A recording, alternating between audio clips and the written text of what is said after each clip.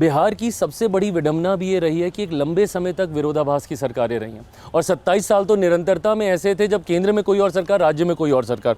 2000 का ही उदाहरण ले लीजिए, जब केंद्र में यूपीए की सरकार होती थी तो बिहार में एनडीए की सरकार, और जैसे ही केंद्र में एनडीए की सरकार आई तो बिहार में महागठबंधन की सरकार आ गई। तो इन विरोधाभास की सरकारों ने, अब डबल इंजन की सरकार क्या लाभ देती है? उत्तर प्रदेश जैसे राज्यों में देखिए किस तीव्र गति से विकास कर रहे हैं। तो एक लंबे समय के बाद बिहार को डबल इंजन की सरकार मिली है। मैं मानता हूँ उसका लाभ भी जल्द मिलेगा हम लोग को। और जनता आपसे पूछेगी कि आप कह रहे हैं भाई देख भाई इस बार डबल इंजन की सरकार, मोदी जी वहां पर हैं, अभी 4 साल तो है ही, और यहाँ पर अगर सरकार आ गई तो आपको एक सॉलिड वो मिले, लेकिन नीतीश बाबू का क्या है?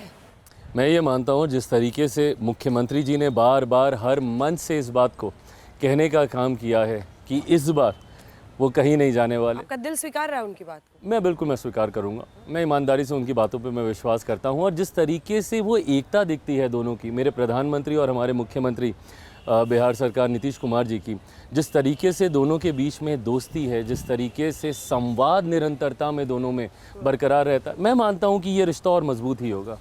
जब आप बिहार जाते हैं चुनाव के लिए तो आपके पास कितने लोग आते हैं? ऐसे भी जब जाते हैं कितने लोग कहते हैं कि बउआ एम्स में इलाज करा दें हमारा? ये हॉस्पिटल्स की क्या वहाँ पर स्थिति है? ये सब कौन ठीक करेगा? यही जैसा मैंने कहा कि हमें चौमुखी विकास पे, जहाँ एक तरफ मैं शिक्षा को सबसे ज़्यादा बल देता हूँ कि जब तक बिहार शिक्षित नहीं होगा ना, हम लोग जात पात धर्म मजहब से भी नहीं उठ पाएंगे। आज भी मुझे तकलीफ इस बात की होती है कि भले आपका सांसद, आपका विधायक आपका काम करे नहीं करे, आप उससे परेशान हो, कुछ भी हो, पर जब चुनाव आएगा तो eventually everything boils down to the caste scenario of my state. जाति के आधार पर ही वोट जाता है। तो इसके लिए बिहारियों का शिक्षित होना ज़रूरी है, शिक्षा, साथ में स्वास्थ्य सेवा। मुझे ये बात तकलीफ देती है, मैं दिल्ली में देखता हूँ एम्स के सामने दिनों दिन तक लाइन लगा के खड़े रहेंगे डॉक्टर से मिलने के लिए। बट वहीं मुझे इस बात का भी संतोष है अंजना जी, ये मेरी ही सरकार की देन है, जहाँ एक समय ऐसा था जहाँ देश भर में मात्र 2 एम्स होते थे, अब मेरे बिहार में 2 एम्स आ रहे हैं। पटना में आ चुका है, दरभंगा वाले का प्रधानमंत्री जी उस दिन शुरुआत करके आए हैं। अगले मुद्दे पर आते हैं, जो मुद्दा है वोट चोरी का।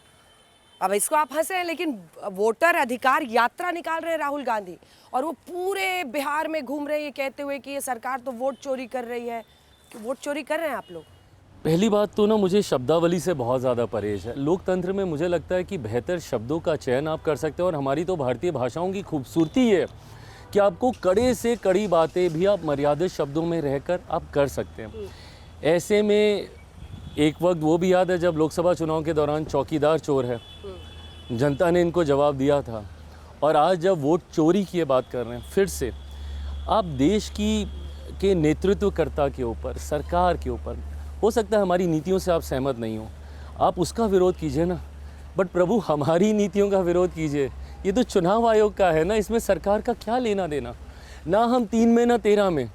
आपने शिकायत की, आप नहीं शिकायत करते तो संभवतः शायद चुनाव आयोग ये फैसला भी नहीं लेता। आप मुझे बताइए, क्या मैं गलत बोल रहा हूँ कि लोकसभा चुनाव के बाद आप बार-बार, विपक्ष बार-बार गया था दरवाज़ा खटखटाने की भैया वोटर लिस्ट में धांधली हुई है? क्या ये गलत नहीं है कि आज भी महाराष्ट्र का इल्ज़ाम हम लोगों के ऊपर लगाया जाता है कि भाई महाराष्ट्र में जिस तरीके से एनडीए सरकार एनडीए जीती है, वहाँ पे वो सिर्फ वोटर लिस्ट में धांधली की वजह से हम लोग जीते। पूरा प्रेजेंटेशन, वो प्रेजेंटेशन तो उन्होंने कर्नाटका का दिया जहाँ पे उनकी खुद की सरकार है। तो क्या वो ये भी कहना चाह रहे हैं कि कर्नाटका में जो सरकार बनी है वो भी धांधली से बनी हुई सरकार है? पर जब झारखंड में एट द सेम टाइम आप चुनाव जीत जाते हैं, उसके ऊपर कोई सवाल नहीं। इससे पहले मुद्दा ईवीएम था। When was the last time, honestly tell me Anjana ji, कि आपने विपक्ष के मुंह से ईवीएम की बात सुनी हो? भूल गए लोग ईवीएम को। क्यों? क्योंकि अब इनको एक नया बहाना मिल गया। अब 7-8 साल ये बहाना चलेगा, फिर उसके बाद ये एक नया बहाना ढूंढ के लाएंगे। भाई चुनाव आयोग से आपने शिकायत की, चुनाव आयोग ने आपकी शिकायत के ऊपर एक प्रक्रिया का पालन किया जो इससे पहले भी देश में 4 बार अपनाई जा चुकी है। इंटेंसिव रिवीजन के बिना आप कैसे वोटर लिस्ट को आप सुधारने का काम करेंगे? तो एक तरफ आप शिकायत भी करते हैं, शिकायत के समाधान के लिए आप ही की बातों को मानते हुए जब एक प्रक्रिया का पालन किया जाता है, उसके ऊपर आप सवाल उठाते हैं। और पिछले 1 हफ्ते से आपने बिहार के लोगों को परेशान करके रखा हुआ है। दिन रात जा के उनको हूटर माइक से आप जगा के बैठा देते हैं कि भैया वोट चोरी हो रहा है, वोट। अगर इतनी ही चोरी हो रही है तो एक आपत्ति तो कम से कम विपक्ष के दल जाके दर्ज कराते ना चुनाव आयोग के पास, लेके जाते अपनी वोटर लिस्ट को कि भैया ये देखिए, ये इतने सही वोट हैं, इनकी आपने चोरी कर ली, उनका समाधान हम करते। भाई मेरे तो बीएलए जमीन पर हैं, दे आर मेकिंग श्योर कि कोई भी नागरिक के साथ कोई अन्याय ना हो। वो कह रहे हैं उनके बीएलए की कोई सुन ही नहीं रहा। ऐसे कैसे हो सकता है आपके बीएलए की कोई ना सुने? अगर आप तथ्यों के साथ, और अगर नहीं सुन रहा तो जाइए ना चुनाव आयोग के पास, आपत्ति दर्ज कराइए। 3 बार अपील करने का प्रावधान है इसमें। बट अगर आपको सिर्फ हंगामा ही खड़ा करना है, बताइए पार्लियामेंट इन्होंने पूरा मॉनसून सेशन इन्होंने वाइप ऑफ कर दिया, काम नहीं होने दिया, कुछ सेशन नहीं इन्होंने चलने दिया। आप मुझे बता दीजिए, इतने बुद्धिमान लोग हैं, देश की सबसे पुरानी पार्टी है, कौन सा मंत्री जवाब देता अगर सदन के अंदर बहस हो जाती?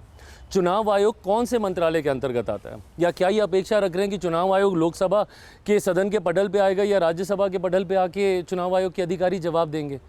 सिर्फ हंगामा खड़ा कर रहे हैं, लोगों को भ्रमित। ये एक नया तरीका राजनीति का इन्होंने सीखा है। पहले सीए को लेकर डराया था, याद है आपको? देश भर में आगजनी का माहौल कि भैया एक नागरिकता देने वाले कानून को नागरिकता छीनने वाला कानून बता दिया। मुझे बताइए कितने मुसलमानों की नागरिकता छीन ली गई? उसके बाद लोकसभा चुनाव में आरक्षण खत्म हो जाएगा, संविधान खत्म हो जाएगा, लोकतंत्र। कौन सा आरक्षण समाप्त हो गया? कहाँ का संविधान खत्म हो गया? सिर्फ लोगों को डरा कर वोट हासिल करना ये विपक्ष की जिम्मेदारी नहीं है। और प्रधानमंत्री ने भी कहा घुसपैठी है, तो घुसपैठी है तो निकालेगा कौन? ऑफ कोर्स वो तेजस्वी या राहुल थोड़ी निकाले। बिल्कुल, वो तो आपकी सरकार है। बिल्कुल वो सरकार की जिम्मेदारी है। अगर कोई घुसपैठिया है, भाई हमारे देश के सबसे बड़े अधिकार मताधिकार का दुरुपयोग हम विदेशियों को तो नहीं करने देंगे ना, जो कि घुसपैठ के रास्ते से हमारे देश में घुसे हैं।